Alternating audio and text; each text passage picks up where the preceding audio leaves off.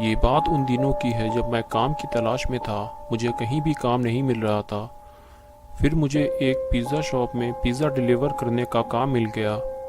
मेरी सैलरी तो काफ़ी कम थी, लेकिन मेरे बॉस ने मुझे बताया था कि तुम अगर कुछ घंटे एक्स्ट्रा काम करोगे तो तुम और भी ज़्यादा पैसे कमा सकते हो, और जो टिप मिलेगी वो अलग। तो मैं काफ़ी खुश था। मेरी जॉब सुबह 10 बजे से शाम 6 बजे की थी, लेकिन मैं रात 10 बजे तक पिज़्ज़ा डिलीवर करता था।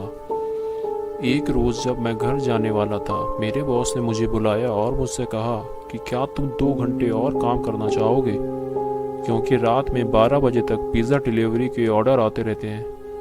तुम थोड़ा और पैसा कमा सकते हो। तो मैंने हाँ कर दिया। फिर बॉस ने मुझे बताया कि 2 पिज़्ज़ा तुम्हें डिलीवर करने हैं। फिर मुझे उसका एड्रेस भी बता दिया। मैं पिज़्ज़ा लेकर निकल गया और मुझसे ये भी कहा था कि ये पिज़्ज़ा तुम्हें एक आउट एरिया में डिलीवर करना है।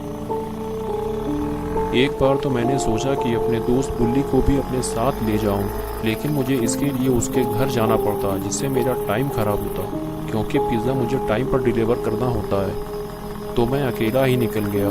जब तक मैं मेन एरिया में था तब तक तो ठीक था, लेकिन जैसे ही मैं आउट एरिया में पहुंचा तो वहां काफ़ी ज़्यादा सन्नाटा था और कोई भी आते जाते हुए मुझे दिखाई नहीं दे रहा था, और वहां आसपास कोई घर भी नहीं थे। फिर मुझे वो घर नज़र आया जहां मुझे पिज़्ज़ा डिलीवर करना था।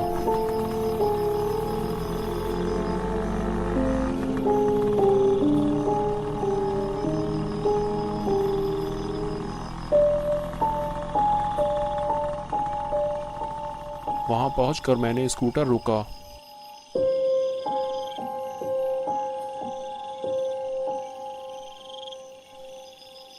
और दरवाजे पर नॉक किया,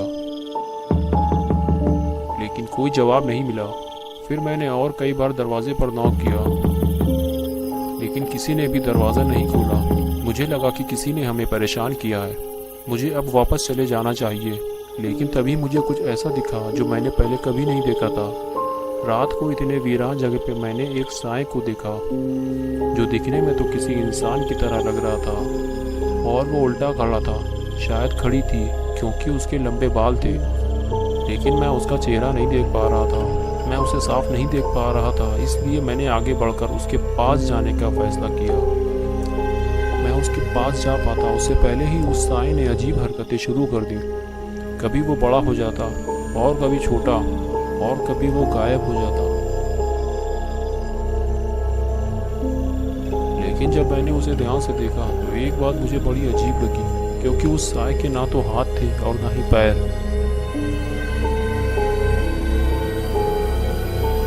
मैं बस उसे देखे ही जा रहा था कि अचानक वो मेरी तरफ पलटी। तब मैंने उसका चेहरा देखा तो समझ में आया कि वो एक चुड़ैल है। कुछ देर तो वो चुपचाप खड़ी रही, और फिर अचानक से वो बहुत तेजी से मेरी तरफ आई, और मैं फौरन ही अपनी स्कूटर लेकर भागा।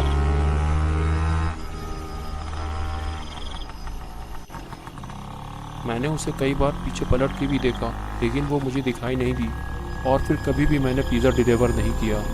मैंने वो काम ही छोड़ दिया था, क्योंकि मैं नहीं चाहता था कि फिर से वो चुड़ैल मुझे कभी दिखाई दे।